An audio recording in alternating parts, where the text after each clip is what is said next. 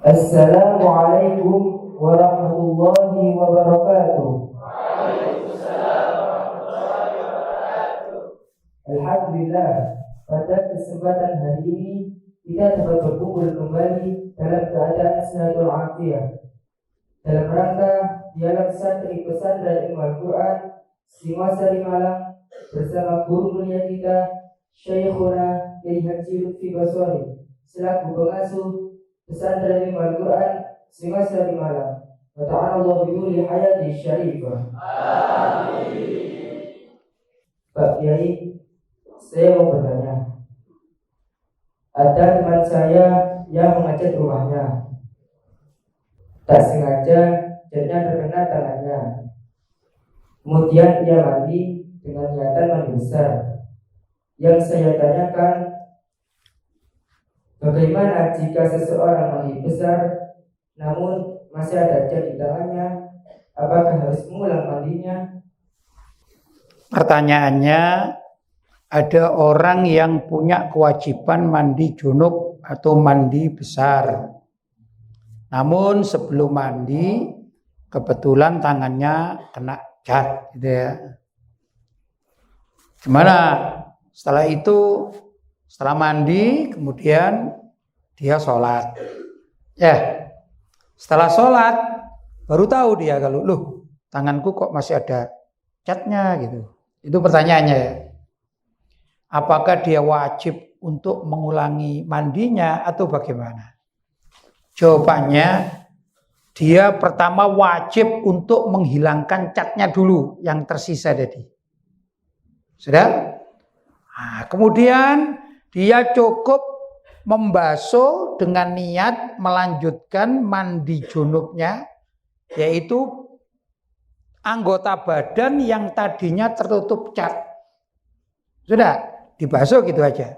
Ya, tanpa harus mengulang mandi dari awal. Namun yang wajib diulangi adalah sholatnya. Jadi setelah disempurnakan mandinya, misalnya kena catnya di sini, ya disempurnakan, sudah selesai. Padahal tadi dia kan sudah sholat, dan sholatnya itu masih belum sah. Kenapa? Karena ada anggota tubuh atau anggota badan yang belum terkena air. Jadi gimana? Maka anggota badan yang asalnya kena cat kemudian dihapus catnya itu, barulah disiram dengan air, kemudian dia wajib mengulangi sholatnya. Jadi tidak perlu dia ini mengulangi mandinya, tidak perlu. Cuman membasuh tempat yang belum dibasuh tadi. Begitu hukumnya. Pak Kiai, di Indonesia sekarang ini kita sedang menghadapi wabah COVID-19 dan tidak sedikit pula meninggal karena wabah COVID-19. Yang ingin saya tanyakan, apakah orang yang meninggal karena wabah COVID-19 disebut mati syahid? Ya, kalau menurut Rasulullah SAW bahwa di antara mati syahid itu adalah orang yang matinya terkena wabah penyakit taun. Wabah penyakit. Maka corona ini bisa juga dikategorikan sebagai penyakit taun atau wabah, ya, wabah penyakit. Adapun itu ada yang mengatakan analisanya ini adalah bikinan manusia dan lain sebagainya. Itu adalah suatu pembahasan yang lain. Namun corona yang mewabah dan bisa membunuh dengan berbagai macam analisa kesehatan. Ada yang mengatakan coronanya bisa membunuh secara langsung, ada yang mengatakan coronanya tidak bisa membunuh secara langsung, tapi karena ada interaksi dengan obat atau penyakit yang lain barulah bisa membunuh dan lain sebagainya. Ini tetap saja namanya orang yang mati akibat corona itu adalah mati akibat wabah. Lah, mati akibat wabah itu juga masuk dalam mati syahid. Begitu ya. Menurut Syekh Wahbah Zuhaili, mati syahid itu ada 3 kriteria. Pertama, kriteria bahwa mati syahid dunia. Gimana mati syahid dunia itu? Yaitu orang yang ikut berperang ya untuk memenangkan suatu kaum ya, umat Islam itu ya. Tapi tujuannya bukan karena Allah SWT. Tujuannya adalah untuk mendapatkan pampasan perang misalnya. Terus dia mati. Maka namanya ini mati tampaknya syahid. Tampaknya. Tapi syahidnya syahid dunia. Di akhirat nggak dapat dia. Yang kedua, mati syahid akhirat. Apa itu? Yaitu orang yang tidak berperang di jalan Allah dalam keadaan perang tidak. Seperti orang yang mati karena penyakit, mati karena tenggelam atau terkena musibah. Termasuk juga di sini sesuai dengan pertanyaannya, mati karena corona. Maka dia diperlakukan seperti mayit biasa, jenazah biasa, ya dimandikan. Ada begitu. Lumrah. Tapi karena matinya kena corona atau wabah, dia ini namanya mati akhirat. Secara duniawi dia biasa saja orang sakit, tapi di akhirat dia mendapatkan syahid. Yang ketiga adalah Yang ketiga adalah syahid dunia akhirat. Ya, apa itu? Yaitu orang yang berperang di jalan Allah, membela agama Allah, benar-benar ini ya. Kemudian dia terbunuh saat dia perang di jalan Allah, membela agama Allah. Maka matinya ini namanya mati syahid dunia akhirat. Paham? Baik. Pak Kiai, di sebuah pesantren ada seorang santri yang sangat pintar. Karena pintarannya, dia tidak menghiraukan nasihat dari gurunya. Yang saya tanyakan, bagaimana seorang guru menyikapi murid yang sombong kepadanya? Pertanyaannya, bagaimana cara seorang guru yang menyikapi muridnya yang sombong, gitu ya, tidak menghiraukan.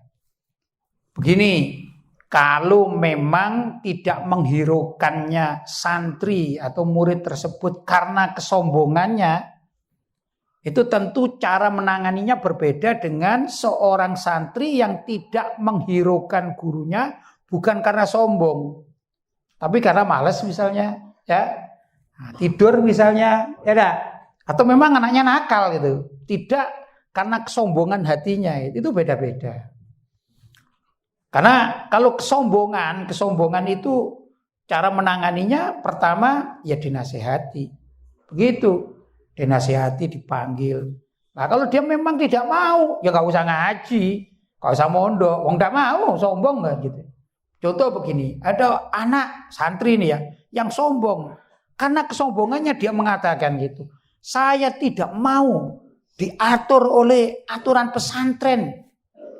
Ini saya adalah demi hidup saya sendiri. Gak ada yang berani, gak ada yang boleh ngatur hidup saya. Itu kan sombong namanya. Ya suruh aja mondok di rumahnya sama orang tuanya. Gak usah mondok. Itu namanya kesombongan. Ya dah. Jadi seorang guru bagaimana menyikapinya? Pertama, setelah dia tahu karena itu memang kesombongan. Kedua, tatkala dinasehati, dia tetap membangkang dengan cara-cara yang seperti tadi. Ya gak usah diapa-apain, suruh pulang aja gitu. Itu lebih baik. Kembalikan pendidikannya kepada orang tuanya. Maka sang guru tersebut tidak wajib sudah ngurusi anak ini. Ya, karena sudah dinasehati, sudah pernah dimarahi, diterapkan hukuman sesuai dengan aturan pesantren gitu ya. Tapi anaknya sombong, ya sudah tinggalkan saja. Gak perlu anak tersebut untuk dididik, suruh pulang ke rumah orang tuanya. Itu sama dengan demikian kejadian ya. Ada santri atau murid sekolahan gitu. Dia nakal, kemudian dia melanggar, dijewer sama gurunya. Ternyata dia mengadu kepada orang tuanya juga sombong. Akhirnya orang tuanya mengadu kepada polisi. Padahal gurunya ini niatnya baik dan tidak berlebihan. Cuman menjewer sebagaimana menjewer anaknya sendiri gitu. Tapi dipermasalahkan, diperkarakan. Loh kalau demikian, anak termasuk orang tua yang mempunyai anak dan membela anaknya seperti gini, ya itu sulit untuk dibenahi. Maka yang terbaik dari pihak sekolahan adalah menyerahkan kembali pendidikan anak tersebut kepada orang tuanya. Terserah orang tuanya mau diapain anaknya. Begitu. Tapi kalau melanggarnya itu bukan karena kesombongan. Ya enggak? Ini seperti anak nakal. Itu perlu dinasehati, perlu dibimbing begitu. Maka di sini seorang guru harus mempunyai rahmah pada hatinya terhadap sang murid. Selagi murid tersebut masih ada harapan untuk baik, maka hendaklah guru tersebut sabar, ya enggak? Dan ini yang dicontohkan oleh baginda Nabi Muhammad Shallallahu Alaihi Wasallam dan juga para ulama-ulama, para pendidik umat. Mereka sabar, tidak cepat putus asa, bahkan sampai capek pun ini ya. Karena muridnya memang ya begitu. Maka pahala yang besar bagi seorang guru untuk membimbing murid-muridnya yang semula anaknya males, anaknya nakal, tapi bukan sombong ya.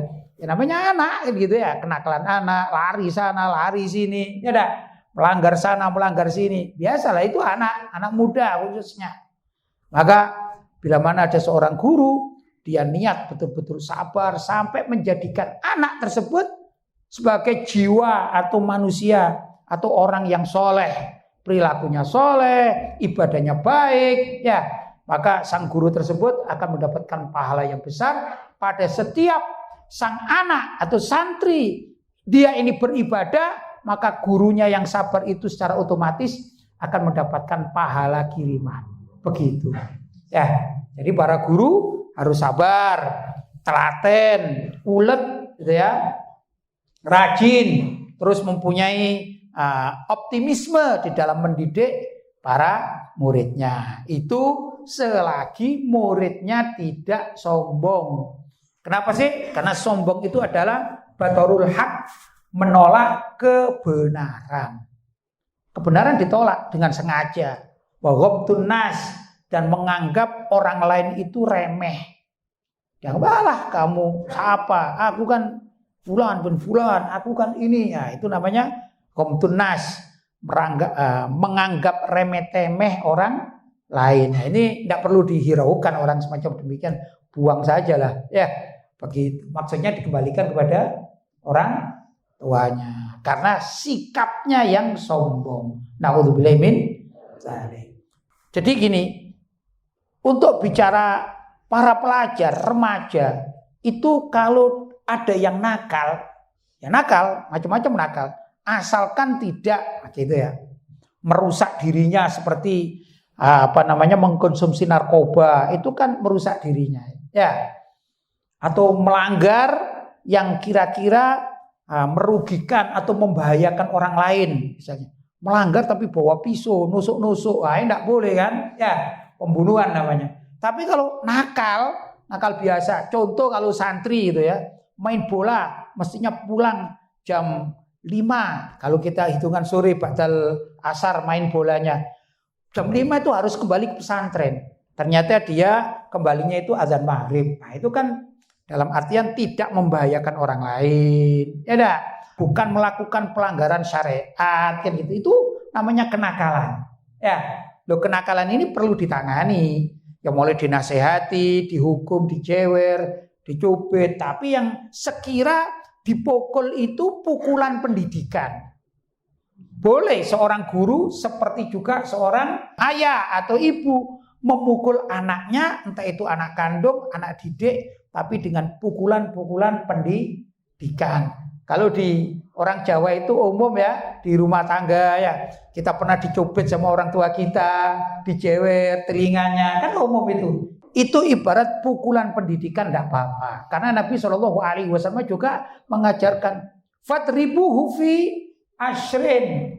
Jadi kalau kita punya anak usia 7 tahun, muruhu bis sholat, perintahkanlah dia ini untuk sholat. Tapi kalau usianya sudah 10 tahun kok tidak mau sholat, fatribuhu fi ashrin, ya, pukullah dia tatkala usia 10 tahun. Bagaimana pukulnya? Apakah pakai palu? Apakah pakai lenggis, pakai kayu? Ya enggak, dipukul. Ayo kamu sholat. Ini namanya pukulan pendidikan. Ya, enggak apa-apa. Kalau orang Jawa bukan dipukul istilahnya, dijewer begini. Ayo kamu gimana kan gitu kan ya. Itu orang Jawa. Enggak apa-apa. Ini adalah untuk pendidikan. Lah anak nakal yang tidak sombong ya, maka tetap hendaklah para guru itu sabar untuk mendidiknya sehingga anak nakal itu menjadi tobat, anak nakal itu menjadi baik dan menjadi anak yang soleh. Tatkala anak soleh itu beribadah atau juga sudah menjadi orang yang soleh beribadah, sang guru akan mendapatkan kiriman pahala tanpa disadari. Begitu. Jelas? Pak Kiai, banyak di kalangan para santri yang lambat dalam menghafalkan pelajaran. Yang ingin saya tanyakan, apa solusi atau tips agar seorang santri cepat dalam menghafalkan pelajaran? Cara menghafalkan pelajaran bagaimana? Pertama, ya rajin mengulang, ya rajin mengulang. Seperti orang tanya, gimana caranya memberikan solusi orang yang lapar? Ya makan, ya dah. Setelah makan, kalau kepingin sehat, barulah ditambahi misalnya minum vitamin, kan gitu ya. Gak bisa orang lapar, solusinya apa? Belikan pil atau vitamin, ya gak bisa. Ya, orang lapar itu harus makan. Demikian juga santri ingin menghafalkan suatu pelajaran, maka dia harus menghafalkan. Ya dah, itu solusi utama. Rajin menghafalkan, ulang begitu ya. Tapi kalau dia ini masih agak sulit, maka dia harus mengingat-ingat kira-kira aku itu bermaksiat apa ya yang menyebabkan hafalanku lemah. Kata Imam Syafi'i radhiyallahu taala anhu, syakautu ila waqi'in su'a hifdzi fa arsyadani ila tarkil ma'asi. Kata Imam Syafi'i, aku mengadu atau curhat kalau orang sekarang ya kepada guru, yaitu Imam Waqi', gurunya Imam Syafi'i. Tentang apa? Su'ahifdi, tentang lemahnya hafalanku. Sudah menghafal tapi cepat lupa. Itu namanya berusaha tapi Allah belum memberikan keterbukaan sehingga cepat lupa dalam hafalannya. Katanya fa'arsyadani ila tarkil ma'asi. Maka beliau guruku itu memberikan solusi agar aku meninggalkan maksiat. Begitu ya. Jadi setelah tadi dilihat, kenapa ya aku sudah menghafalkan itu, saya ulang berkali-kali kok belum hafal-hafal, kok cepat lupa. Coba diteliti dalam dirinya, aku itu maksiat apa? Kan macam-macam maksiat. Maksiat itu mulai dari maksiat rambut. Maksiat rambut itu misalnya anak laki-laki zaman sekarang itu ya, rambutnya dipanjangkan, dikuncit kan gitu ya. Nah, kayak John Banting itu kan ada itu ya. Nah, ini namanya maksiat rambut, warnanya di merah, kuning, hijau, putih kayak pelangi itu ya. Kayak lagu balonku ada 5, semuanya ada warna di sini. Itu namanya maksiat rambut. Ada kan maksiat rambut, dilihat, oh rambutku maksiat enggak. Kemudian juga orang yang rambutnya panjang dan dia mempercantik diri sehingga orang lain mengatakan, loh ini laki atau perempuan, gak jelas. Itu juga termasuk maksiat rambut. Nah, maksiat telinga dilihat, saya punya maksiat telinga enggak?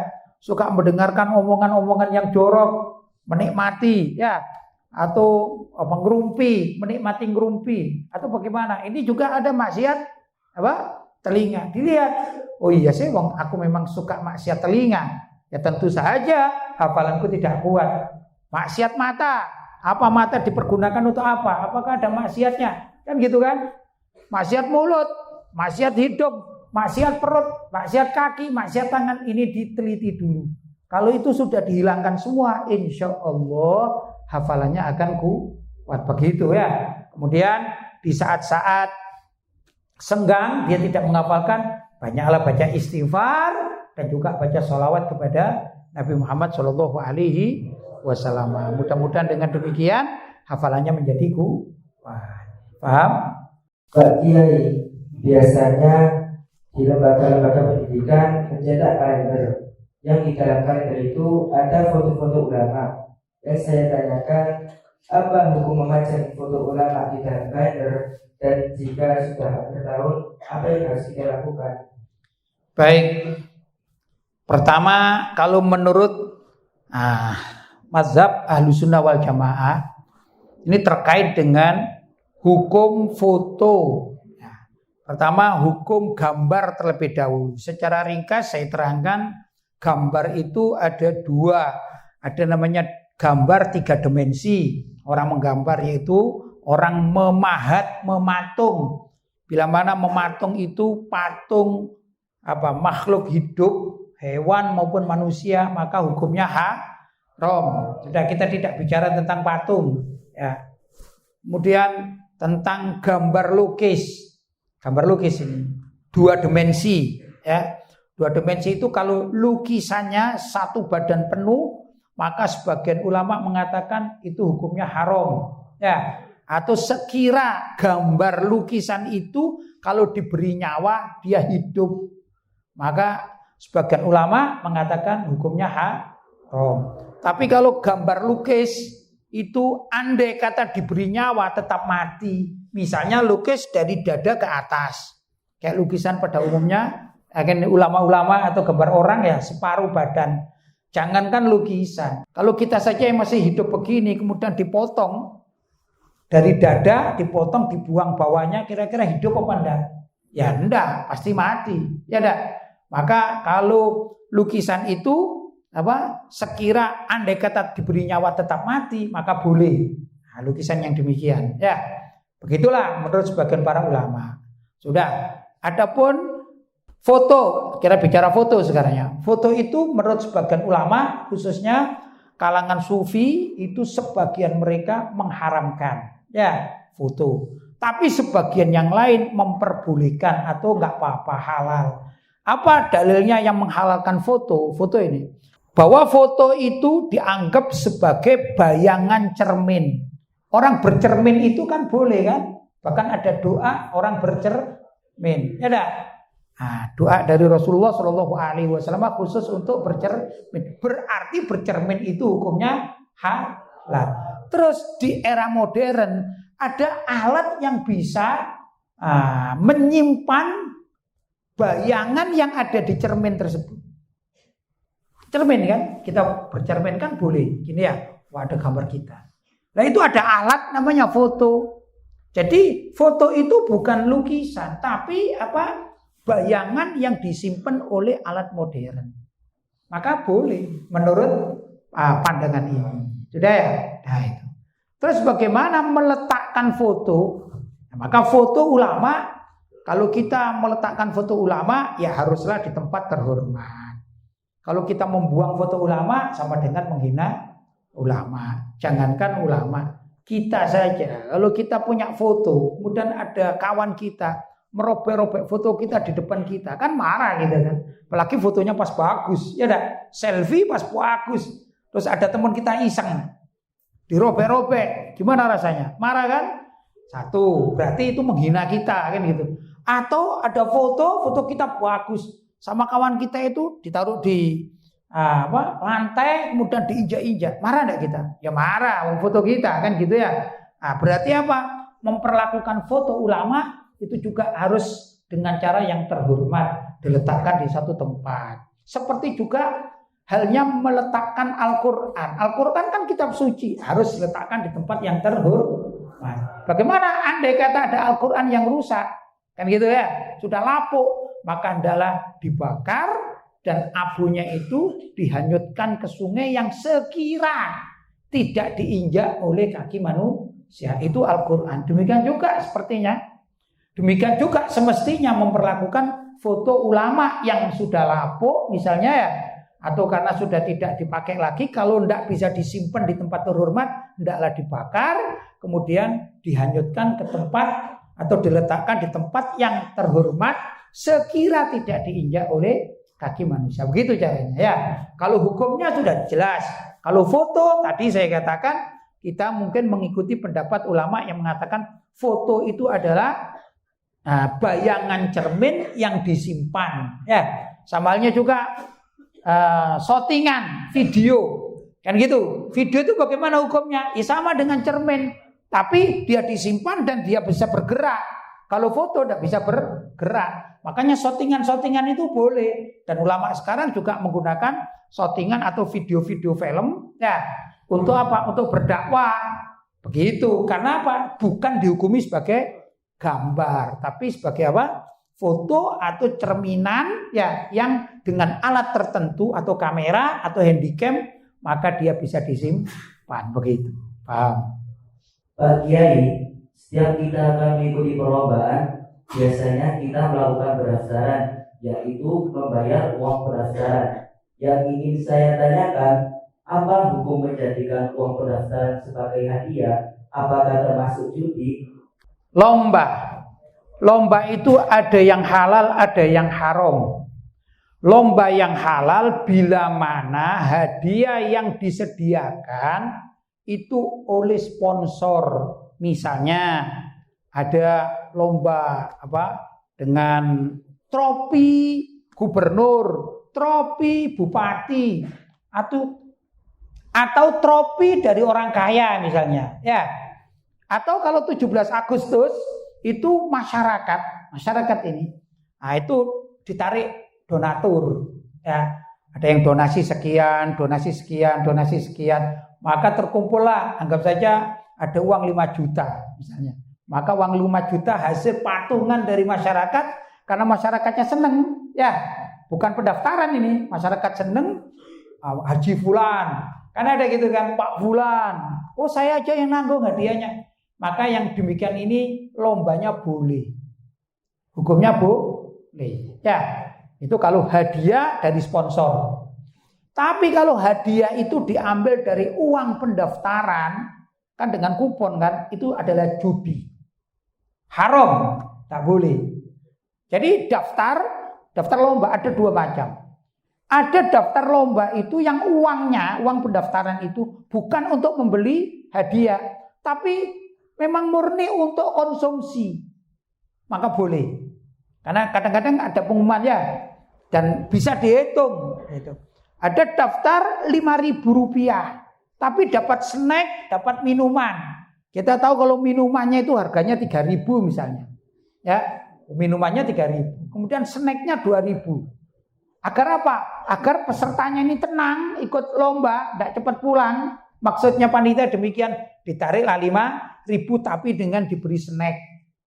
Ya. Sedangkan hadiahnya adalah trofi bupati misalnya, trofi camat misalnya. Ini tetap boleh. Yang tidak boleh adalah mengadakan lomba dengan pendaftaran dan uang pendaftaran itu dipergunakan untuk beli hadiah yang nanti dikembalikan kepada pemenangnya. Ini namanya judi. Haram, tidak boleh. Jelas ya? Baik.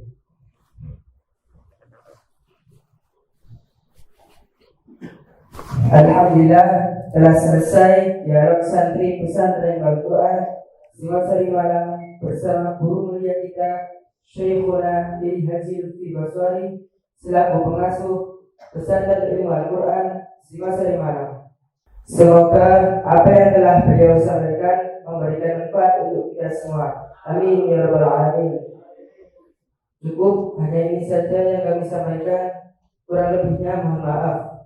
Wassalamualaikum warahmatullahi wabarakatuh.